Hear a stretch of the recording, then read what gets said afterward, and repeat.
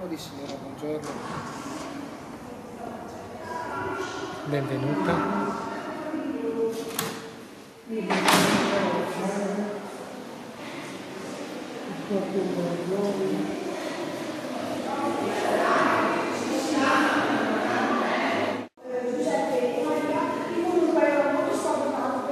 Perché non potrai avere una generazione. Allora lui se ne va triste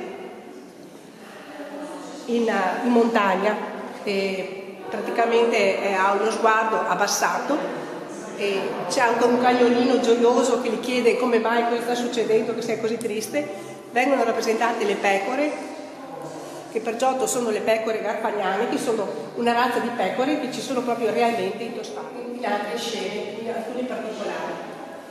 Sopra nella cappella, nella camera, c'è una conchiglia con il Dio che sta osservando cosa sta. Ecco, la stessa stanza dell'Annunciazione, vedete come leggo anche arancioni che era piegato dove c'è l'angelo che arriva qua. Questa è la stessa stanza riportata qua. Ci sono le bellacce, hanno deciso di non obbedire, li guardano però non lo uccidono. Qua ci sono tutti i bambini morti, le mamme, quindi è una scena molto forte, insomma.